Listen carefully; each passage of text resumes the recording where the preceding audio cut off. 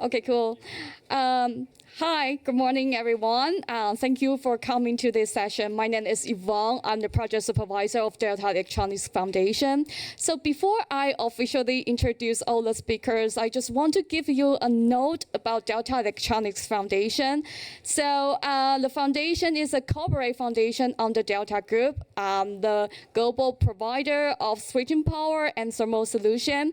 And today I just want to let you know who we are and why we are here. So Delta, we've been devoted to the green buildings like over a decade. And these few years, we just turn to focus on the net zero building because we see its significant contributions to solving the climate issue. But the thing is, how can we also make people know this contribution and what benefits the net zero buildings can bring to us in addition to mitigation effect? And I hope in this 1.5 hours, we can bring you the solution and the answer. All right, so now it's my honor and pleasure to announce our distinguished speakers today. The first one goes to Miss Jing Wang, the Vice President of USGBC North Asia. And the second one goes to Mr. Wing Zhang, the CEO of Delta Electronics Foundation. The third one is Tracy Wyman, the head of outreach and engagement of SBTI.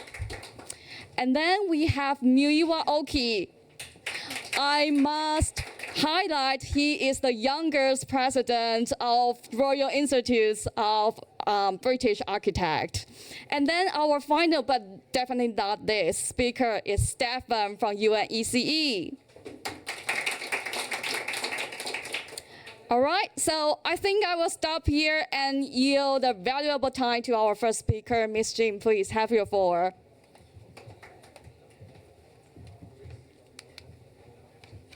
Good morning. I'm Jing, representing U.S. Green Building Council. To my friends and family and colleagues who might be watching online, hello to you too. I'm honored to kick off today's presentation and share some insights from the perspective of a leading green building standard. I came from Shanghai, UNECE's North Asia office. The reason why UNECE has a North Asia office, as well as several other international offices, is because of LEED Green Building Standard. So first launched in 1998, LEED can now be found in 186 countries and territories. Around the world, we have over 100,000 LEED certified projects. Every day, as we speak, there are 3 million square feet space that being certified. And companies use LEED to benchmark the sustainable performance of their buildings globally. Just like Delta Electronics, they have LEED certified office, factory, data centers in Taiwan, in mainland China, Japan, and the US. We take in pride that 80% of the Fortune 500 companies have been using LEED. So what is LEED? When we talk about green building, energy consumption and carbon emission often take the spotlight. However, with 2 decades of development, a mature green building standard, including LEED, take a lot more holistic approach to sustainable building. Now I would like to show you a video highlighting some of the credits that we evaluate.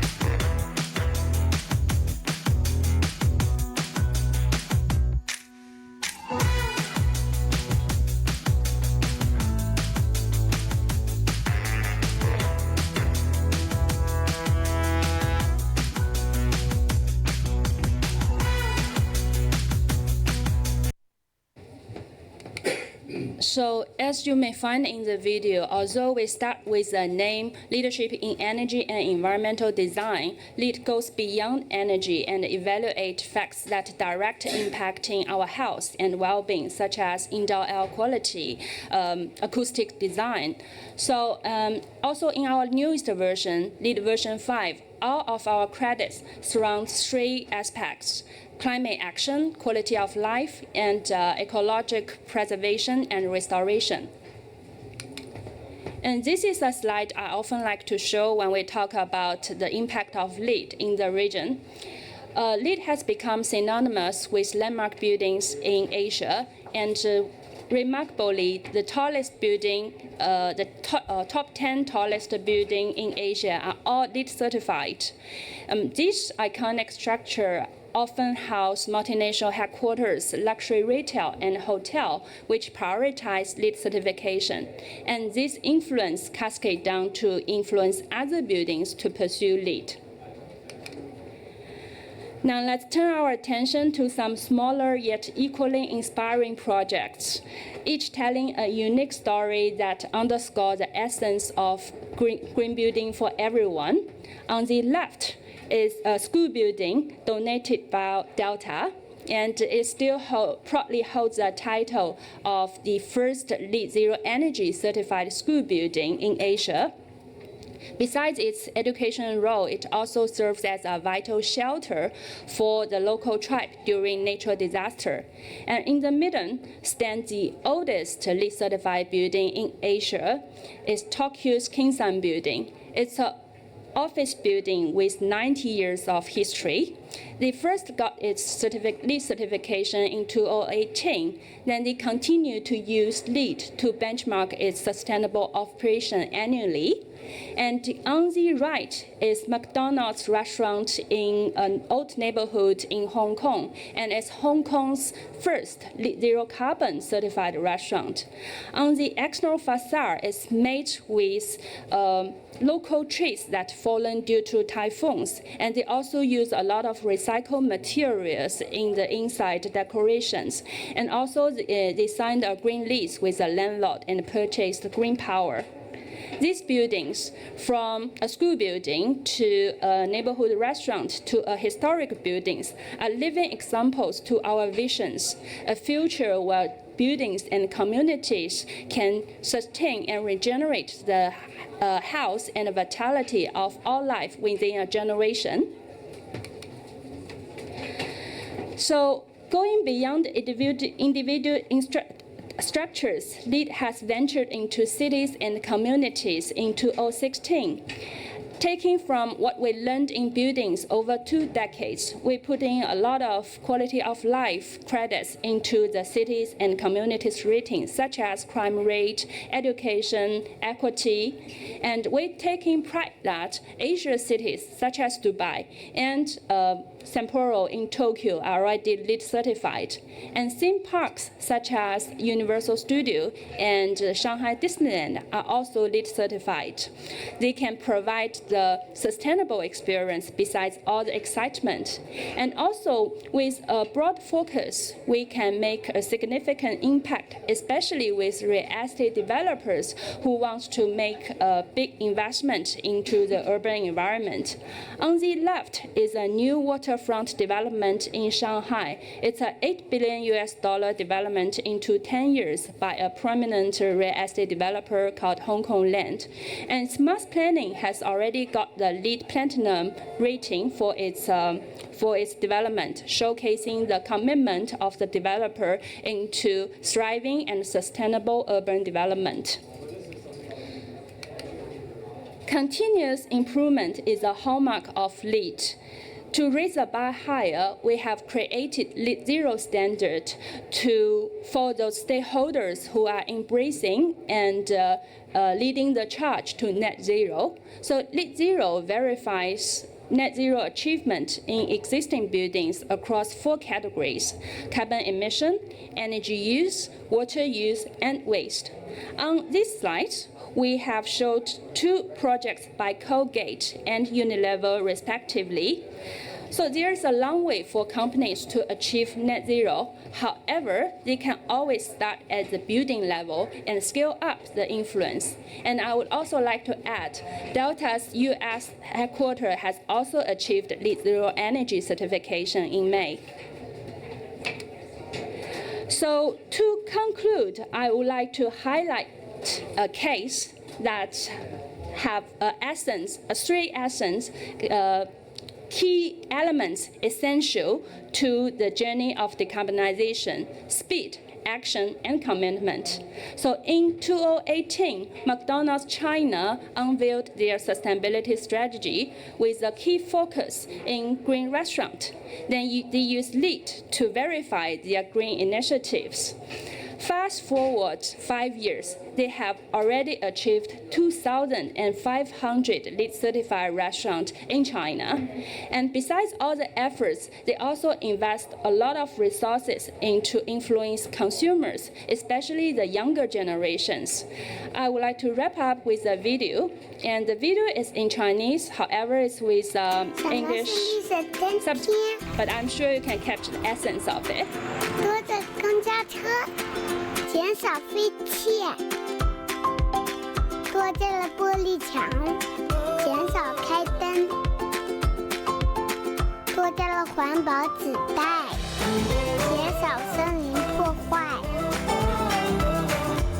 多加了空气过滤，减少空气颗粒；多加了节水设备，减少用水。 多加了环保性杯盖，减少塑料吸管；多加了垃圾分类，减少地球负担；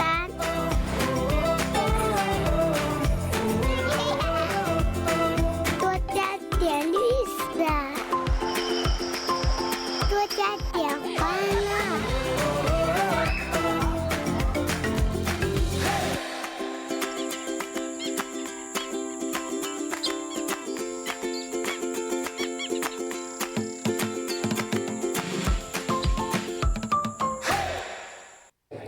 So with this, I will give the floor back to Yvonne. Thank you. Thank you. All right. I think McDonald's is just so amazing. We see 2,500 restaurants certified by LEED, and that's not easy. But it's also tell us that net zero building now it's everywhere. It's feasible. Say let's just do it. But during this process, I think we're still lacking of something. Like we need more education. We need more upskilling programs. So now I want to invite CEO of Delta Electronics Foundation to tell us. So how can we educate the architects, the general populace, and also next generation, please?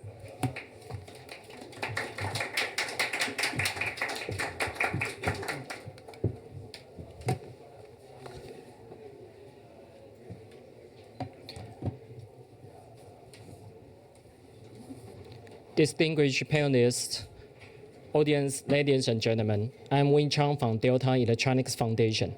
Thanks to USGBC introduced us to GABC, and thanks for GABC give Delta this chance to host this forum. I'm delighted to share the experience for the Delta to empower in promoting the empowerment and resilience with the green building. Delta's foray into green building is grounded in the philosophy of Delta's founder, Dr. Bruce Chen. He established Delta in 1971 in Taiwan, and leading the company to become the global power and terminal management solution provider. Bruce believes that products that contribute to the welfare of the society will naturally have a market. Over the decades, Bruce has been ardently dedicated to environmental preservation. In 2002, Bruce found the inspiration in a book named Natural Capitalism. And this book is written by the Rocky Mountain Institute's founder, Dr. Alvin Lovins. This seminal work views green building as crucial in addressing climate change. That motivating Bruce to transfer Delta's office buildings, factories worldwide into green structures. Dr. Lawrence also became Bruce's good friend from that time. Today, the Delta has erected over 30 green buildings globally, encompassing certified green factories, office, and even donated campus. While Delta will achieve RE100 in 2030, all buildings worldwide will run on renewable electricity very soon. Allow me to underscore two remarkable Delta's green buildings certified by the Zero Energy. Namasha Elementary School in Taiwan and Delta's American headquarters in California. They also present the resilience in different extreme weather challenges, intense rainfall, and wildfire. Namasha Elementary School was devastated by a typhoon-induced mudslide in 2009, suffered 3,000 millimeters in 2 days. Delta helped reconstruct the school as a net zero campus in the following 2 days, employing passive design principles and Delta infrastructure energy solutions. The campus achieved net zero status actually is earlier than it in 2015, certified by it in 2021, and this year it has become an energy positive building. Beyond energy efficiency, the well-insulated building equipped with energy storage and independent renewable energy now serve as a shelter during the extreme weather warnings. In the past 10 years, it has accommodated more than 6,000 villages from the indigenous community nearby. Underlining net zero building can not only have a dual role in mitigation and adaptation. Delta's American headquarters face another challenge, wildfire. The building attended zero in this year and actually used a lot of solutions developed in-house like solar system, elevator, energy regeneration solutions, ground source heat pump, etc. However, the building faced the unexpected air pollution punch during the California wildfire season. And now it installed our energy recovery ventilators and indoor air quality solutions to pass, and now it passed the Well Health Safety Ratings, HSR. I believe after this year, we know that no matter the building is based in California, New York, even in London, they will need to be well prepared while the neighboring country is on fire. Delta has been another challenge this year. 2 months ago, a typhoon named Kinnu hit Taiwan with its record-breaking wind speed, 95.2 meters per second. The worst should be the third most speeding wind in human observation history. I don't know if the roof here can bear this kind of wind, but I'm quite sure the wind meters in Taiwan can't. It just blown away when he meter this number. Delta tried to copy the case we adapted in Namasha Elementary School, and with some enhanced design. And we also integrate air quality solutions because we found that the community was too close to a diesel fire power plant. The IPCC AR6 identified 127 impacts from the climate change. I won't say all of them will have the impact within the within the building sector. However, keeping the environmental quality inside the building will be a good measure of the standing for enhancing resilience. That's why Delta Foundation, we introduced a well building standard courses in 2020 to address environmental concerns within a building. Delta also has a close relationship with USGBC. 14 years ago, we and our partners established the Green Color Articulate Training Workshop in Taiwan, which USGBC recognized it as the first Chinese course integrated into their credential maintenance system. It has an online course feature during COVID-19, so now all the architects in Greater China area can have the chance to learn it online. Now the course has continued evolving, focusing on net zero energy certification and the complementary net zero design, offering hands-on experience and insight into insecurity financial support. Our workshop has thousands of participants, including architects, designers, proprietors. One of the common questions for them is to search for measurable data. That's why Delta and the Low Carbon Building Alliance set up the first local life cycle building database for Taiwan in 2013, which was accepted by Taiwan's EPA 3 years later, and for architects to measuring the building's carbon footprint. In 2017, we also adopted the suggestion from the lecturers in the workshop, recognize the significance of microclimate data to perceived design.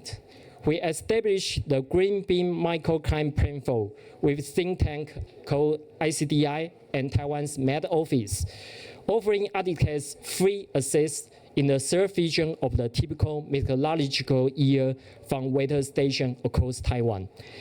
This for the designing energy efficient building. Furthermore, we leverage weather data to optimize energy consumption in Delta's factories, utilize water-cooled chillers and ice storage air conditioning systems, resulting in a 50% reduction in electricity consumption without the extra advanced equipment. We try to make Delta Green Building greener. We know people are focused on embodied carbon now. Delta collaborates with the Construction Research Institute this year, trying to develop methodology and a local database assessing the circularity of a building, referring the approach built by the Ellen MacArthur Foundation based in Netherlands. We hope we can set up our own local data in the following years. So implementation tools such as the Green Architecture Training Systems and expert database, Delta steadfastly persists in cultivating enterprise and elevating awareness through impactful exhibition tools, enlightening volunteer classes, and dynamic events and competitions. We have all heard about that 90% of today's technology is ready to fulfill the commitment of the net zero. Still, on this, I would want to say that technology on its own is not the only exclusive driving force for this undertaking. Social acceptance always brings the vision of resilience and empower net zero building to fruition. Thanks for listening, and I hope you learn something in today's forum. Thank you.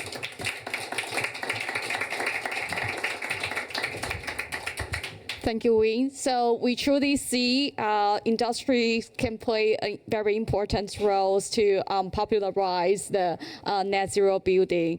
Yeah. So, but the thing is, if a company they want to have their commitment for their building, for the net zero building, or for their emission reduction target in the building sectors, how can we do it? Is that commitment aligned with our 1.5 Celsius degree? So I think, Tracy, we need you to tell us.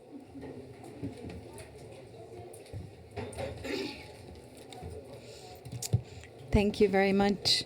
My name's Tracy Wyman. I'm the head of corporate outreach and engagement for Science Based Targets Initiative, and I'm here to talk to you today about our latest sector-specific guidance, which is about the building sector. Where's the? I didn't practice this before. Is it just like that? No. Yes. Okay. Okay, so I think mostly people know about the Science Based Targets Initiative. We are a nonprofit which exists to help companies and financial institutions set both near-term and net zero targets for emissions reductions that are in line with the 1.5 degree future.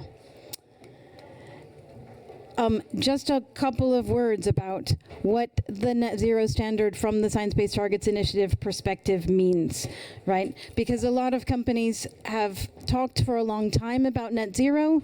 SBTI was founded on the idea that it would be very important to have a common methodology that companies could use that was actually aligned with 1.5 degrees for how to get to net zero. So our net zero standard has 4 components.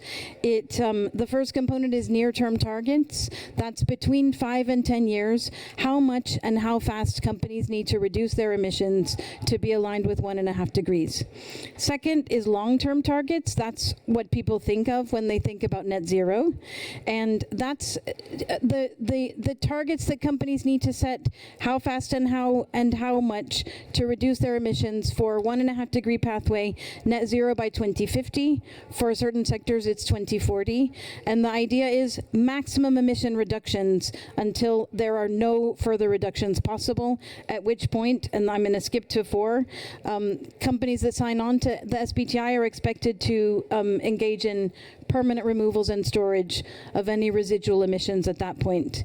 Then the last point, which is marked 3 on the slide, is beyond value chain mitigation. That's the one component that isn't mandatory under the standards. It's a recommendation.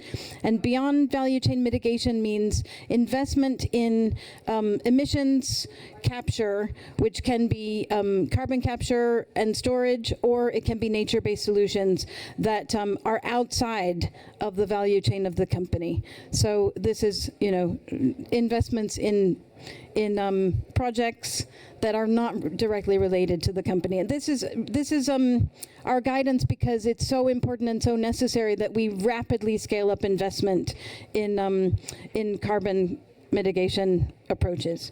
Okay, so I'm moving now to what you're here to hear about, right, is our buildings guidance.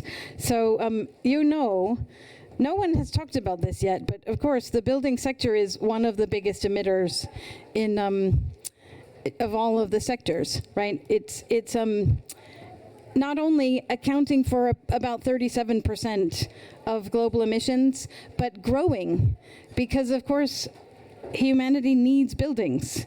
Like the previous presenters have shown us, where you work, where you play, where you live, right? We need to house ourselves.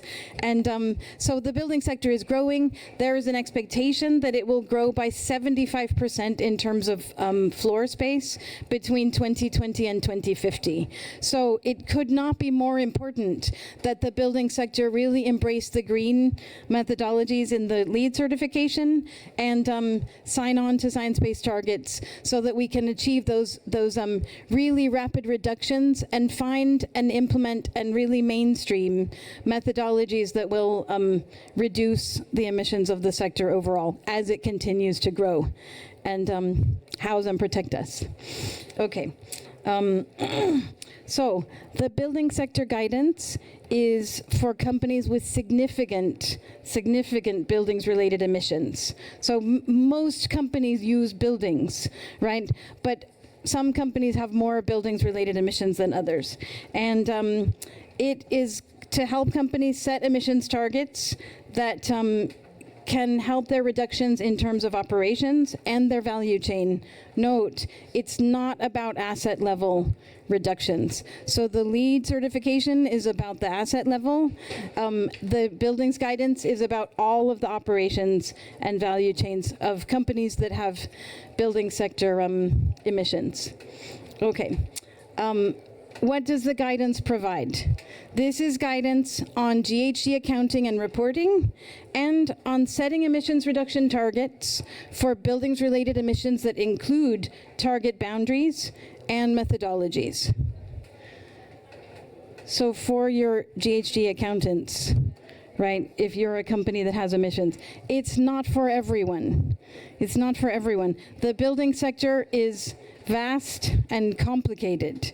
And so our guidance right now, it does cover a range of actors across the value chain, including developers, occupiers, and property managers, as well as financial institutions that finance the activities of those kinds of players. What it doesn't include is manufacturers and suppliers of materials, design professionals like architects, and the construction companies. So those companies should continue to use SBTi's cross-sector guidance. Okay? Now, what you really want to know is what's in there, right? What changes? Okay, so companies that believe they have high emissions in their buildings and in their buildings operations have to check the guidance to see if they're above the threshold. So the threshold is in the guidance. If they are, then they are required under Science-Based Targets rules to use the buildings guidance. They must set separate targets for their buildings-related emissions. They have to use the whole buildings approach for in-use operations, in-use operational emissions. And if anyone needs to know more about that, we have an expert here. They have to set targets for upfront embodied emissions if they're buying new buildings. They have to commit to no new fossil fuel-based equipment in the time frame of the soonest of either 5 years within the time frame of from setting the targets 5 years or 2030, right, whichever is sooner. And finally, they must use location-based accounting for buildings-related emissions disclosures. So it's quite a lot that's new and really important for companies that want to set science-based targets to make sure that their sustainability teams are aware of what's required and start to get ready for it. Our team is available to answer questions if companies want to get started thinking about it and have questions about how to apply the methodology. The draft guidance is now available on our website, so I encourage anyone who's interested to go have a look at it. It is draft, and this is a really important point because we are just about to start pilot testing, and the pilot testing is a very important part of the process. It takes draft guidance and it puts it in the hands of companies and financial institutions that are going to apply it in real world settings, which means that they can highlight any areas where the methodology or the guidance and tools are difficult to understand, need to be clarified, need to have additional information, or need to be adjusted for application in the real world. So I want to encourage anyone here who's either in the building sector or has close ties with companies in the building sector. I'm sorry for the short notice, but the applications should go in by tomorrow. It's very simple. You just go on the website and there just are a few questions. It's not a big deal, but we really do encourage companies to join the pilot, apply the methodology. The benefit of joining the pilot is you have a chance to influence what is the final guidance, right? And if then it's going to apply to you, it's great to have your exact scenario under consideration. Okay. So the last thing I just want to say is that yeah, you can apply on the website. You have there at the bottom the email address for the Science-Based Targets Buildings team if you have questions about being in the pilot. If you have questions or someone that you're working with has questions about bigger picture, the buildings guidance plus how to think about setting science-based targets or net zero targets, then you can contact me. And that's all I have to say, but please do participate. It's we really want as broad and as deep participation in the pilot as possible.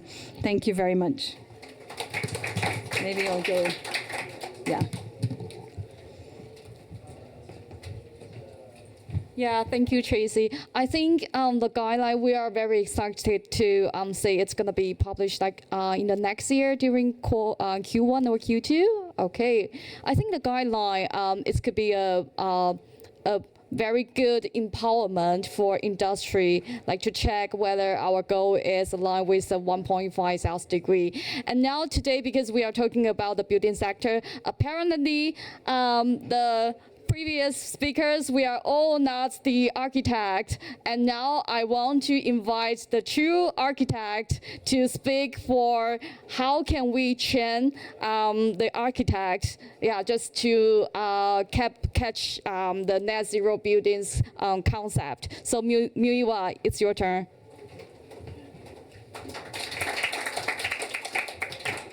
Thank you so much for that. I'm learning so much already. My name is Muiwa, president of the Royal Institute of British Architects, RIBA. We're a professional institute and membership organization, and we represent our members in the UK and globally. We have over 50,000 members, but I'm here today as RIBA is a member of the Commonwealth Association of Architects, and this gives me a perfect opportunity to talk about the importance of collaboration and knowledge sharing in the industry.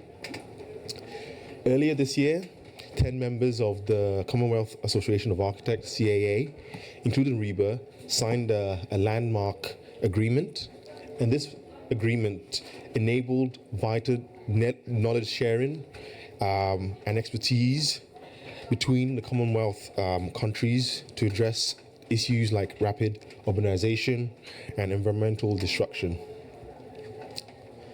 The Commonwealth covers 5 continents, and the initiative seeks to ensure that all signatories are equipped with the capacity and the skills to create inclusive, safe, resilient, and sustainable urban areas.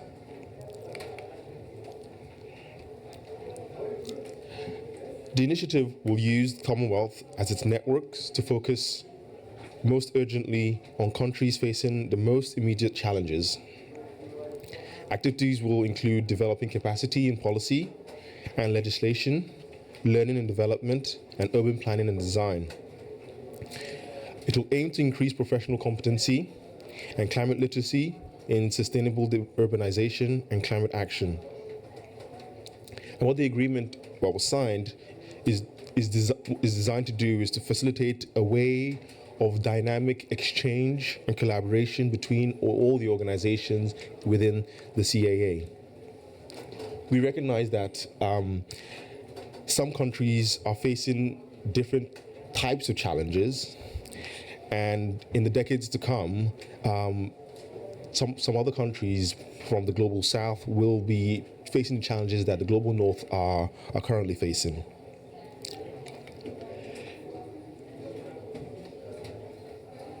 The agreement is vital because unless we shift current trends, rapid urbanization will have a devastating impact on our ecosystem with serious social and economic and environmental consequences. As was already said, cities and buildings consume quite a lot of carbon, and 2/3 of the world's energy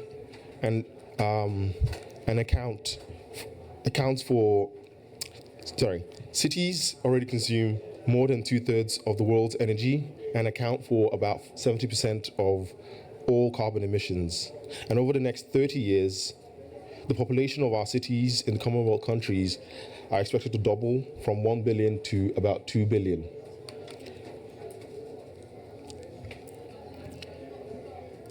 And this shift will account for about 50% of the forecasted growth in the world's urban population by the year 2050.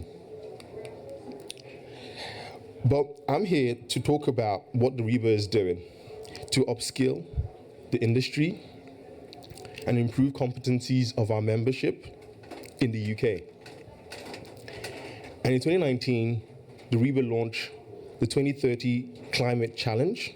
It's a standard that responds to the climate emergency. We invited architects and the wider industry to shift towards an outcome-based performance targets that are required to radically transform the built environment.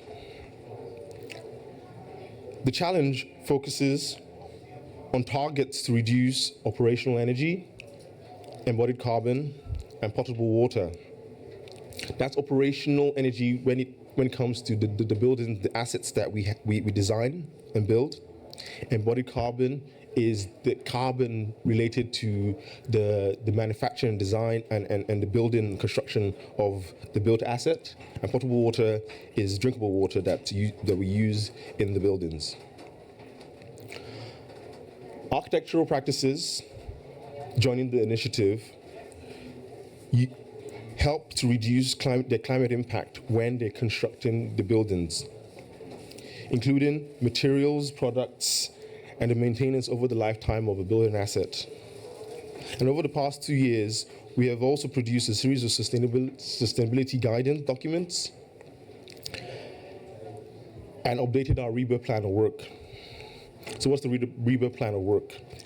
The REBA plan of work on the far side of that presentation slide dates back to 1963 and was designed to provide a framework for architects and the wider built environment industry to design how they procure buildings.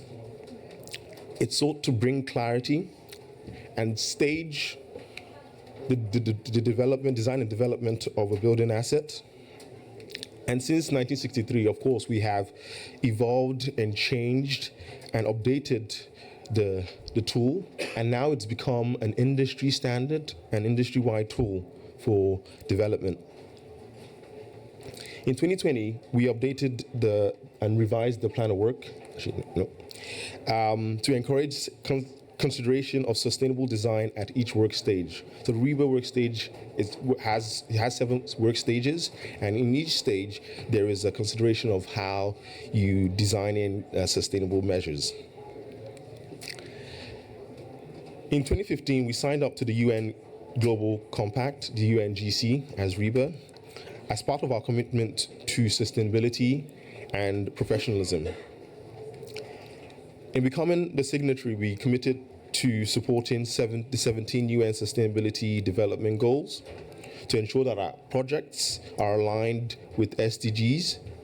We have produced a sustainability outcomes guide, which is in the middle. This outcomes-based design approach is intended to help resolve the well-known gaps between design intent and in-use performance.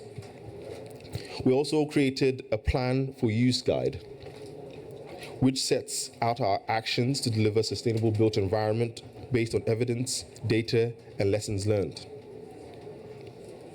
Finally, going forward, for UK chartered members, we want them to demonstrate their ability to design buildings that deliver sustainable outcomes and meet our REBA 2030 climate challenge through a climate literacy test. The test will cover a broad range of subjects, including circular economy and transport. The test will be quite detailed compared to the current industry standards. The goal is to enable architects to be able to be fluent in this conversation about sustainability and net zero, so that we can have a proper conversation with specialists like engineers and other consultants in the built environment. And the standard is for UK chartered members to take a test, pass the assessment, renew their chartered members their membership against this climate literacy test. And potential members will be expected to take this assessment to be able to join the RIBA. These projects that I've mentioned and standard that we've done helps the UK and the wider Commonwealth countries to show that we as a profession are working together, we're upskilling ourselves and building our capabilities and competencies when it comes to these issues.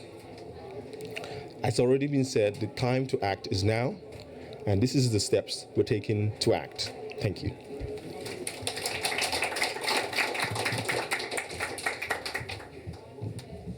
Well, I think the climate literacy works are really amazing, because when you establish a mandatory exams for the architect, it shows like how climate issue is they really need to pay attention on. So Stefan, it's your turn.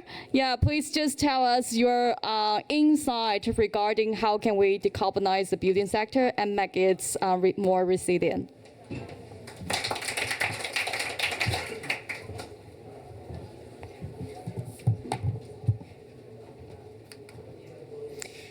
Thank you very much, and I'm glad that we have heard already so many good examples of different dimensions, so that also means that there's not so much left that I can tell you new. However, my aim is to bring it all in the bigger context. My name is Stefan Büttner. I'm chairing the group of experts in energy efficiency at the United Nations Economic Commission for Europe. And we are always open for bright minds in our expert groups. And now let's dive into what is needed to gain resilience and succeed in decarbonizing buildings and the building industry. Basically, it is very much about what we heard from Reba and the other people who spoke already. It's the empowerment of those who design, who fit and configure the setup of buildings. So that's the plumbers, the bricklayers, the electricians, but also the architects. Think of a building where the owner would like to have a good building but doesn't know how a good building is actually configured. Think of a bricklayer or an electrician or a planner that implements what he or she is being told according to the plans to implement. Think of an architect who is in the business for 20 years and so much has changed in the meantime, who hasn't had really the chance of taking in all the new hands-on things that have been developed in the meantime. And there I go back in some memories I have from living in Edinburgh in Scotland a long time ago, where there were brand new buildings with central heating, and central heating means of a building with 200 flats. Each flat had an individual gas boiler that was connected to taps, and there was no central heating system, even though there could have been one. So that means the flow of knowledge is super important also in the lifelong learning approach, and there I very much welcome the climate test that you do, and that is something that really should embrace because of the necessity of keeping up to date with things. Now, when we talk of buildings, we often think of new buildings equals new equipment, but we very easily forget about buildings that are already there. And there are so many buildings already there. And for those, we need to consider how can we keep them going, how can we keep them operational, and how can we improve their performance. For that, we face a completely different challenge, because there the on-the-shelf solutions are always quite tricky to apply, because you may have parts of equipment that is relatively new, such as my parents bought a new gas boiler 2 years ago to my huge displeasure, because I wanted them to get a heat pump. Now, what do we do? How do we go from there, right?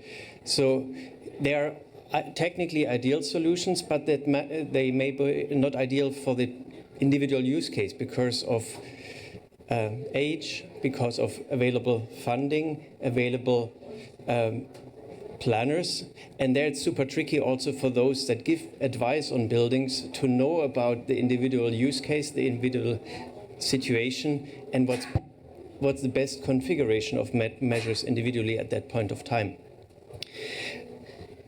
However, when we talk about buildings, we often also think of office and commercial buildings. There's this other type of buildings that is quite tricky, and that is industrial buildings, where we have building standards to comply. But at the same time, if you have a process that emits lots and lots of heat, and you insulate that building in that room to the standards, you need a huge air conditioning to cool it down again. The same thing if you want to run a low temperature heat system. You would like to have some underfloor heating water pipes put in the concrete beneath, but if you have to mount machinery to the floor, you cannot really do that.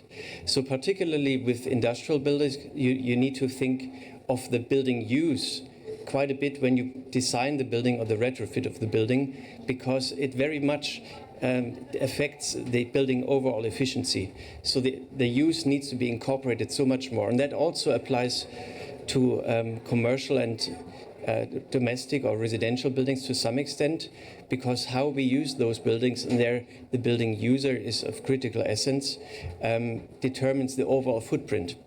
In the past years, we have often considered the energy efficiency of buildings as being the primary denominator. But nowadays, and in terms of the climate crisis, that's a good development.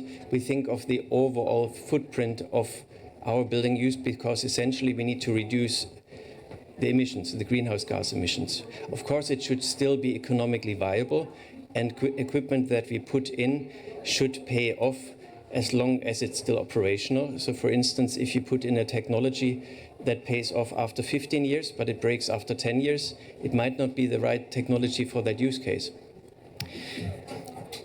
Now, so much about the skills and the different types of technologies. If we go to the second part, the alignment of building-related industries to 1.5 degrees, it's a question of what is actually the status quo, and there science-based targets are really an important point. If we don't know what our consumption is, we have no.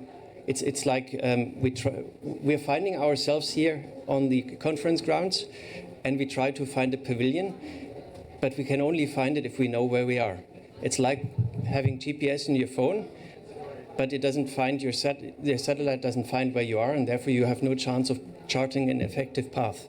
So the same applies for optimizing the building's design, but also the building's use. And that goes way beyond knowing about your electricity demand. Imagine how much we could save if we were aware of our heat demand, and that is temperature per room. There might be rooms that are unnecessarily overheated, but we don't notice that as long as we don't have temperature feelers, for instance. Or in industrial contexts, compressed air. So all those indirect forms of energy that majority of stakeholders do not have any idea or clue of what their consumption is. But only if they know the consumption, they can identify anomalies or weak spots that they could easily improve upon. Now, improving upon those things is another thing. So what is my need? What is my desire? Is it, as a company, being energy resilient because I have huge difficulties getting my gas supply, as we faced in Central Europe last year? Or is it a certain temperature? Or is it remaining competitive? Or is it ensuring that there are no voltage peaks that drive my robots crazy in the production line, and therefore I have to reboot everything?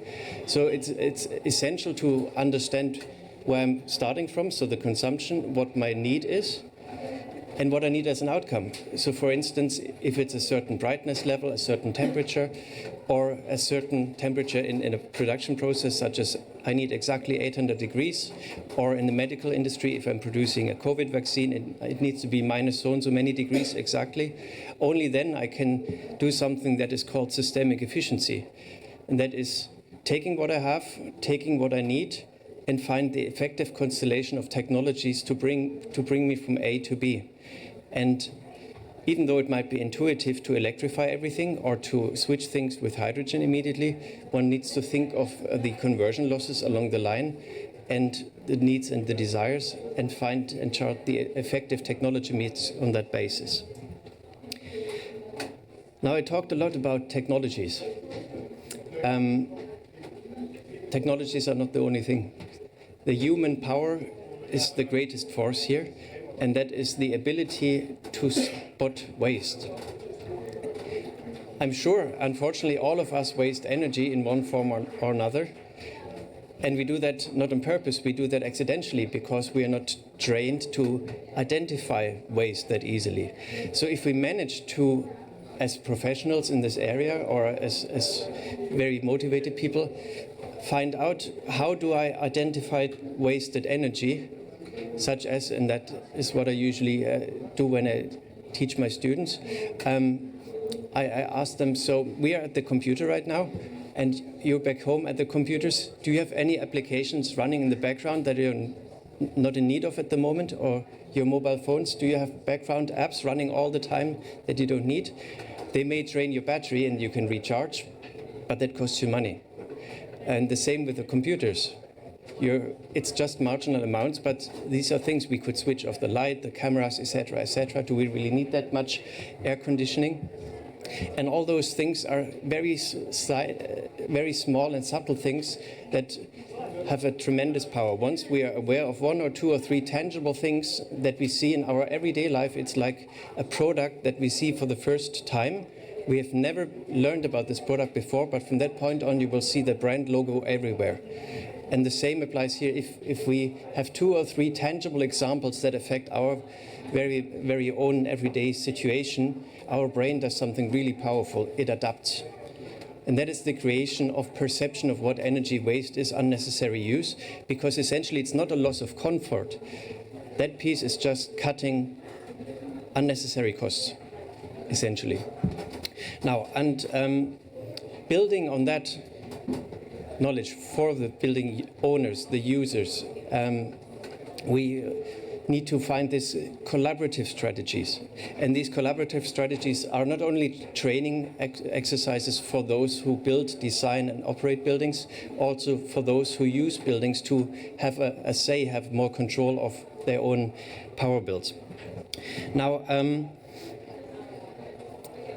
one area that we easily forget about is the products that we use to build effective buildings, and how we configure them present 2 challenges. Number 1, we have to work on what's already there.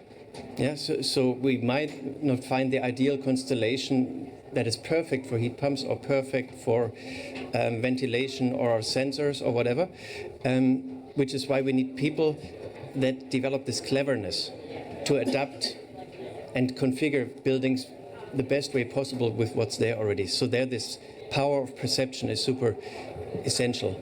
But also, we need to work very much with the building industry, and that is those that develop building materials, be it walls, be it furniture, be it steel, cement, electronics, wires, pipes, mountings, all of that. Because let's face it, these buildings are going to be there for a very long time. And that means whatever choice is made now will be cemented in for the next decades. Yeah? And even more so, they use the materials that are on the shelves right now. What does that mean? We have product cycles with our mobile phones. You know how often or how long you keep them. With these building materials, you keep them for quite a bit longer, but you can only purchase those that are available. What does that mean? Even though we are in a building, the decisive force determining whether or not we can really do this changeover of the built environment and decarbonize buildings whilst also increasing the resilience is very simple. We need to work with those people that design the products immediately. How are products being sourced? In what way are they sourced? Where are they sourced? How are they transported to the manufacturing site, like prefab, for instance? How can we simplify and ease the process? How can we standardize the way buildings are being designed and approved? In many countries, we do have planning regulations that are slightly different per local authority. So, and at least the minimum standard should be, if that is equal or sort of equal, we have a much easier means of getting buildings approved. Of course, they need to be on-site inspected, but the general design principle, if the buildings are built alike, are something that could be standardized. And the same thing when we manufacture the products. We also have the energy consumption during manufacturing, the resources during manufacturing, the design decision that determine how much energy a product such as a heat pump or a ventilator or whatever consumes during operation, how long it lasts, how repairable it will be, and also how it can be disassembled and could be put back in the cycle. And there, an example, we have this flooring here, and depending on how you design the flooring, you either have a gold mine or you have a big problem, and that is, if you deliver new flooring, you will, in the EU, have to take back the old flooring. And a company came across some activities of us 2 or 3 years ago, and they said they have a recycling rate of 80%. And I asked him, wow, you're very sustainable already. And they said, no, actually, it wasn't the driver. The driver it was getting super difficult and tricky to get the materials. And they're getting super expensive also. And now they're at 95%. And the driver is, whenever they ship out some flooring, they get the old flooring back. And the better they designed the flooring initially, the more they can straight take on the resources again for the next cycle. So resilience in terms of material costs. So with that, I would close my talk right now. And thank you very much for your attention. Keep up the perception. Okay, Stefan, actually you can just stay on the stage. Yeah. Okay, I want to invite all the panelists to come to the stage and let's have some discussion. Yeah.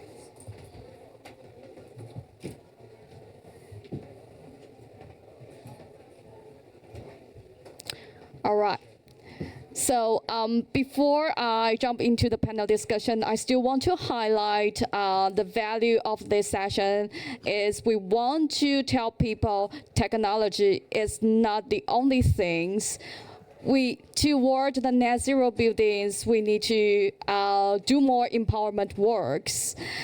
The thing is that we can control the technology, but we cannot control human. We cannot force architects to design a more energy efficient buildings, and we cannot force the general publics to do more energy efficiency things. So I believe during our empowerment works and process, we definitely would experience some difficulties. So now I want to throw this question to all the panelists, like what difficulties, what challenges you have ever experienced and how can we tackle it? Maybe we start from Jean? I think it's not related to a specific project, but I'll just share some of my observation. So both resilience and decarbonization or sustainability, they are multidisciplinary topics. It requires more than one profession to make things work. However, people tend to talk within their own profession, so that's only makes things more complex. From my own experience, I joined, when I first joined green building industry, it was not very long ago. I joined UNECE in 2018, so I know nothing about green building. And the first book I read is Delta's book, Building Green with Delta. Why? I know nothing about green building, and everything around me is so difficult to read, and I would just fall asleep when I read it. So I start to read Delta's book, and it's sort of becoming our induction book for every new employee who joined WorldGBC. And also we started to give the book to stakeholders around us if they want to learn more about green building instead of a lead manual book, because it's easy to read. I guess I want to say that every one of us has to be a more effective communicator, talks beyond our own profession. So yeah, that's my 1 cent. Yeah, Tracy? Yeah, in terms of challenges from the SBTI perspective, the extreme fragmentation of the built environment sector is a real challenge because of course, the very, very biggest players will know what is science-based targets, and they will be working to set them. But as soon as you go down just a little bit, you have such a wide array of players. The idea of setting targets isn't really there. The capabilities, and this is not just for the building sector, right? Any of the 500 companies, including Delta Electronics, who have set net zero targets, have committed to engage their supply chains, right, top to bottom. And that is a huge, huge challenge, but I think it's quite a big challenge, maybe bigger challenge in the built environment because of that fragmentation. And so I'm really very excited about this certification and training for architects, because then right from the beginning you have buildings designed with sustainability principles in mind. But I want to just note there's another great British institution called IEMA, the Institute for Environmental Management and Assessment, who are training environmental professionals, including the folks that are installing the heat pumps and installing the solar panels and building the grid. And so getting that skills, the skills base right across the sector is really important. I think another thing I want to say about challenge is just for the built environment sector to have access to the renewable energy that is required to meet, LEED certification standards. I would really encourage anyone operating in the built environment to be advocating with your local government for really that scale up that the COP negotiators are talking about of the renewable energy sector, because without the supply, it's hard to shift. And so we need those grids to be built. We need those wind farms to be built. And finally, last point about maybe not a challenge, but an opportunity is that if we believe that we have to phase out fossil fuels, and we know that the built environment sector is going to continue to grow, then this aspect that Stefan talked about efficiency, and efficiency which translates to demand reduction, right? It's incredibly important. So working together to make sure that we get the mentality right across the sector and on the user side as well of reducing demand, so that when we are using fossil fueled energy, it's for the things that that are really needed, like building those wind farms and solar panels. Oh, you don't.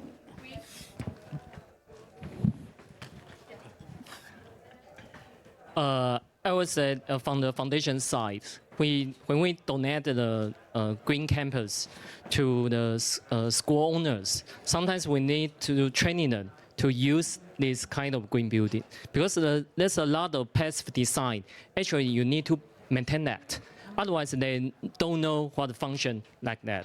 And sometimes we just found like we set up the energy recovery ventilators, but the owner won't change the filter of it. Then there will no function for that equipment. So there's a lot of training, I believe. Just like actually, I design a water recycling toilet system in my house, but I need to train my wife and my daughter to use that when I'm in Dubai. Yeah, otherwise they just they want the business as usual. They don't want to use kind of equipment. So I believe the training is quite important.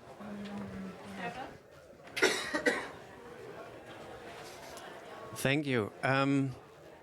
What you said just reminded me of what we did at home last year. We did some experiments and were able to reduce our water consumption by 1/3. And being living in an area in Germany where we are quite money cautious, we also tested out what certain experiments help us to save energy and water. So we had almost tripling energy prices for some periods, and thank God we only had to pay 100 euros extra because of the means we had put in place. And that very much links to what you said, Tracy, the integration of things, the efficiency, because if we succeed in that, it will give us something really, really good, and that is control on our own fate and lives. So we get some say back. We get our resilience allows us to regain control of what we can do and what we can't do very much. And there, you mentioned that with the renewables, being able to integrate on-site generation, storage and flexibility, it is tricky because there are so many different types of energies. There's so many different, and they're differently efficient wherever you are. And some of them you can retrofit, some of them you can't. We did that just for my parents' house, as I mentioned. And the configuration might not be the super best efficient one for a 25-year-old house, but with PV and storage and a water heater with a heating coil, we should be 60 to 70% self-sufficient in terms of electricity. And yes, they still have gas, but during the summer, only little required. And the skills base, as you said, the integrated knowledge of the skills is super important. If architects are not aware, then they can't plan accordingly. If the trades are not aware of the requirements across the trades, they accidentally sabotage each other.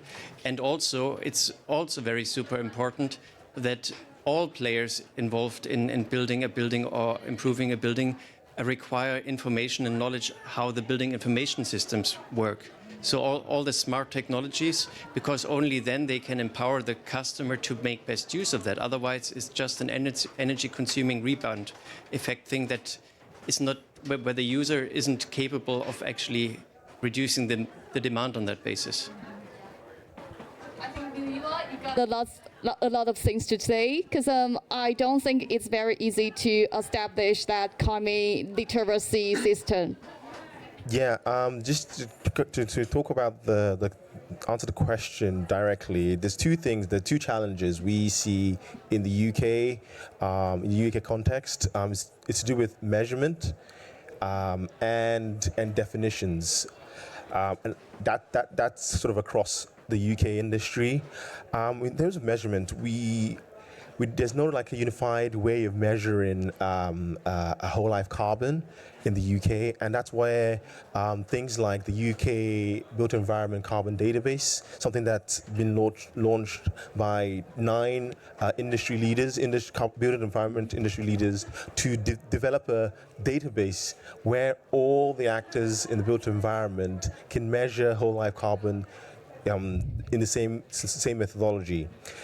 Also, with definitions, we don't have a unified definition of what a net zero carbon building should look like. And that's again why we have been part of, the UKGBC has been part of creating a standard for how to define a net zero carbon building in the UK, using the information that we got from the database, a common database that we've shared across the industry. And those are if we close that gap, we can then sort of move forward and close and address those challenges that the two challenges that we're finding in the industry, that we are not defining, but we don't have a unified definition, and we're not measuring we're not measuring across the board in the same way. Okay, all right. So my second question is, it's gonna be a little bit tricky, but it's broad. Are you foreseeing that the building sector will be on track in the future for the 1.5 Celsius degree goal? Maybe Stephen? I thought I had a bit more time to think about that question.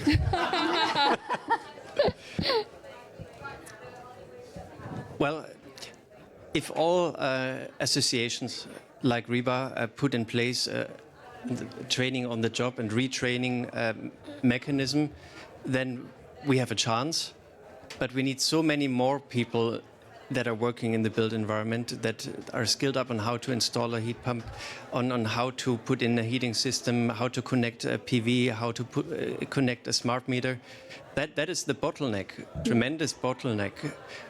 Yeah, at times you're waiting months for getting your PV station connected. It's there, but you can't connect it. My brother has been waiting for 2 months, for instance. You wait half a year for somebody who can install your heat pump. And there's so many people that are passionate about climate change mitigation and trying to help us avoiding the big disaster. We need to give them a chance to train them up, because that is super important, and there they can play a huge role. And perhaps also all the many people that are unfortunately in a situation where they had to leave their home, maybe we can give them a future in that way. Yeah, Wayne? I was in Delta's case, because we will run on renewable electricity in 2030 and to achieve I100. That's why all the Delta building will achieve net zero. But I believe in Delta's case, maybe have some example for other company or group, because Delta have the initial carbon price. It's the driver to make all the decision we are making it from the shadow price to the initial carbon free, to think about how to achieve net zero, no matter in different kind of part.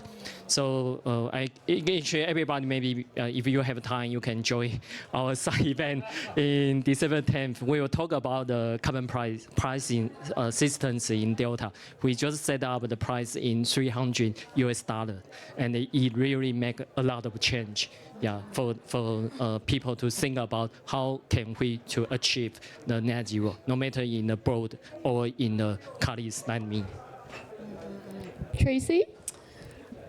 Okay, so for those of us who are here in person, just behind us on the other side of this wall, there's a huge panel that says the built environment sector is not on track. So that's what it says. I have seen some reports that say the same thing. I think the challenges that we've talked about today really get to some of that, the why. From SBTI's perspective, one of the big challenges that may be keeping the industry from being on track is that because so many types of organizations have buildings, they might not think of themselves as part of the built environment sector. They just are doing whatever they do, but they happen to have buildings. And so raising a bit of awareness about the fact of the responsibility, right, of creating efficiencies in the buildings that you have, for any building owner or purchaser to make sure that they are using the lead guidance, using architects that have been trained properly. And then I think governments need to really step up and deal with the skills gap. The built environment, I want to echo what Stefan said, it has a fantastic and really important role to play in the just transition, and not only in giving people jobs that may be moving away from sectors that need to be scaling down, but also in dealing with the migration that is going to come because of climate change. We need to be thinking about the future and building for when more people need to be housed in more resilient environments. Thank you. Jean? I think I'll leave the scientific side to Tracy. For me, I think the industry has received a lot of warning letters for a few years already. A little optimism would not hurt. So from my side, I would just say, looking at the bright side, the price of the renewable energy has been a lot cheaper than before, and the volume of carbon covered in any sort of pricing system has doubled in compared with 5 years ago. And every panelist speakers talk about embodied carbon, which currently are not on par with the operational carbon. So I think we can, but we need to accelerate the speed of our reduction and awareness. Nowadays, when we go to supermarket, we look at the label of the food, 0 sugar and low calorie, but we are all users of building. We don't choose building to live or work according to the building label, if there is one. Yes, that's my 1 cent. I'd like to echo what Jing says. I think we need to go further and faster, and we can't rest on our laurels. So this is my first time at COP, and what I've been heartened by, because I've been here since Tuesday, and I've had the pleasure of going around and participating in the panels and watching different panels for different types of industries and sectors. One thing I've been really pleased to see and hear is the focus on retrofit. It's been a conversation that people, industries like the energy industry is talking about retrofitting or reusing, and shifting their focus on building new to adapting the existing infrastructure and buildings that they use and inhabit. So that's one thing that encourages me as a newbie to COP. Seeing that we're focusing on reuse and adaptive reuse. And the reason why this is important, because I have a stat about reuse, is that if we reduce the demand of for new buildings by 20%, we could save up to 12% of global emissions in our sector. Earlier, we talked about how the built environment contributes to about 40% of global greenhouse gases. So that's like moving from 40 to about 28%. And I think that's if we can focus on adaptive reuse, I think we will be on some way on course to that 1.5 degrees target.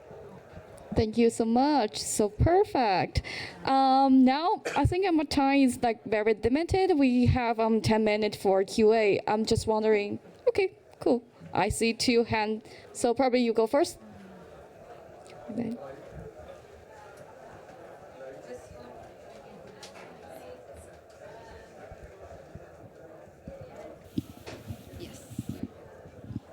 Hi, Duncan Price from Bureau Happold. Great presentations from everybody. So we've set net zero validated science-based targets and also published a route map to achieve net zero in operation and 50% reduction in embodied carbon intensity for all of our design projects as well. And I see in certain markets there's alignment of net zero target setting by investors and occupiers, and the design community stepping up as well is really catalysing the market for net zero buildings. But we know that actually there's a kind of tipping point we've got to reach where the whole of the built environment all around the world achieves the same. So just, what would be the 1 or 2 things that would really make a difference to catalyse to move beyond the whatever 15% of actors signing up to Race to Zero, that you really get the whole built environment value chain around the world following suit? Yeah, thank you. We have another questions from this person. Maybe we just collect all the questions and then I'll hand over to all the panelists. Yeah, please. Thank you.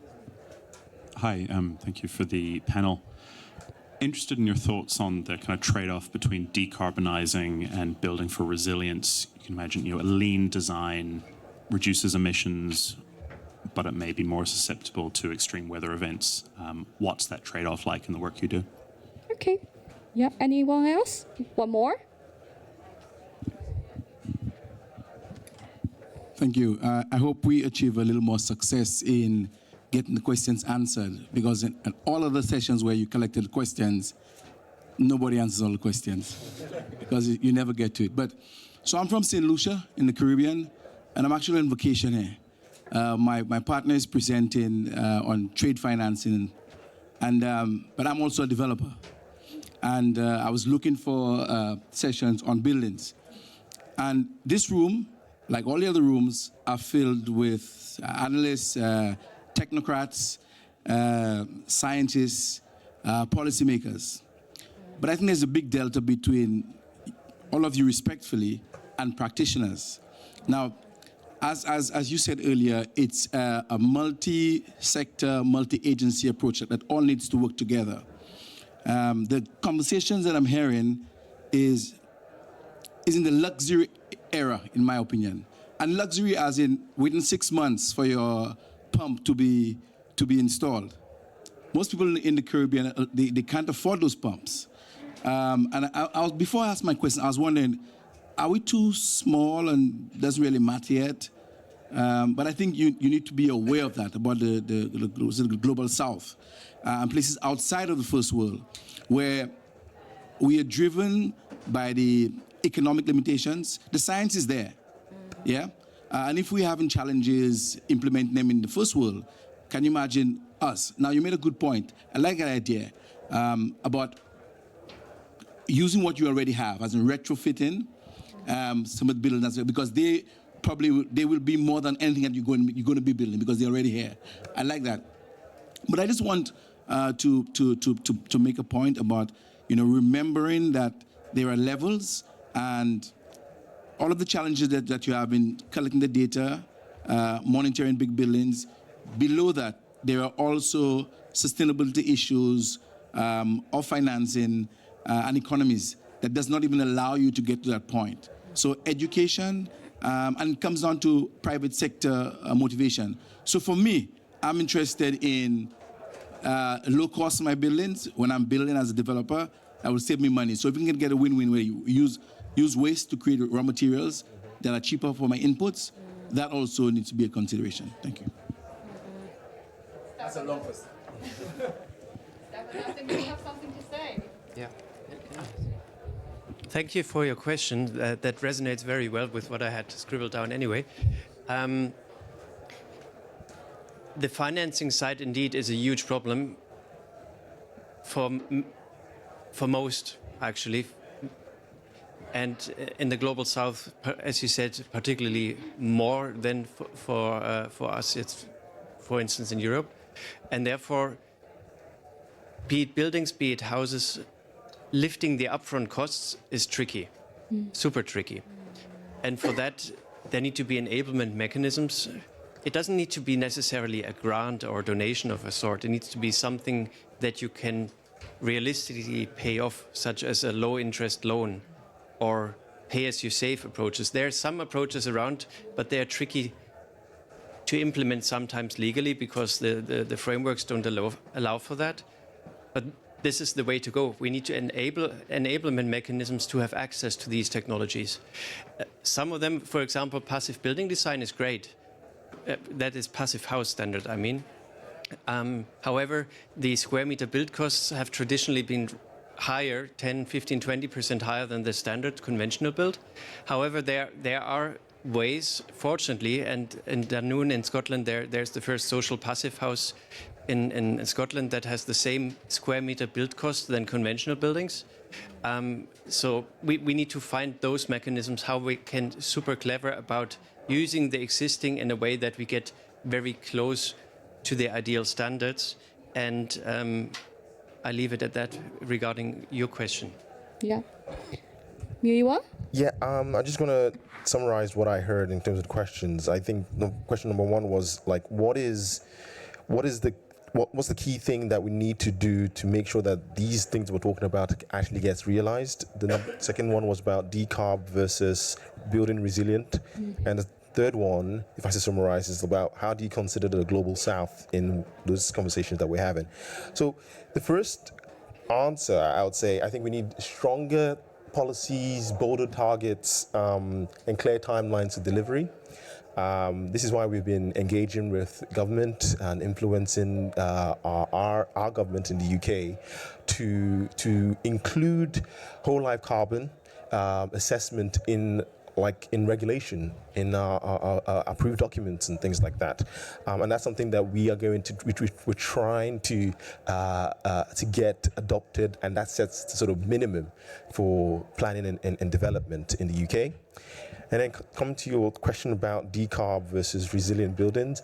I'm going to go back to my answer. I think we need to level the playing field when it comes to development. Development needs to think about adaptive reuse as well as a building new. I don't think we can build our way into net zero. So we need to glamorize retrofit, and that's why at REBA we have this year we launched an award called the Reinvention Award to encourage more people, more architects and designers to do retrofit projects, and we will do an award to celebrate the work that they do in that arena. And then thirdly, consider the Global South. I think it's great question that you ask. It's important that the Global South learn the lessons from the Global North and not repeat the mistakes that we have made, so that we're not in COP in 10, 20 years talking about, the urban sprawl and creating urbanization is not the same way. We're not talking about the same type of urbanization failures that we are talking about in London and the Global North. So I think these lessons and values that we're talking about is very important for the Global South, because it's about trying to learn lessons and not avoid the future mistakes. So that's my 2 cents on that. Yeah. So we are running out of time, but I think, Stefan, you have your final, just keep it short. You have your remark for the trade-off question. So decarbonization versus resilience, training, number one. design products 1.5 degrees, number 2. Location efficiency, number 3. Loans for people to be able to afford it, number 4. And creating the perception amongst all types of stakeholders of what each of us can do. So if we incorporate those things, I think very much, I'm deeply convinced that decarbonization is an enabler of resilience. Thank you so much. Once again, I want to thank all the panelists here and thank the audience for coming. Yeah, let's just keep in touch. Thank you so much.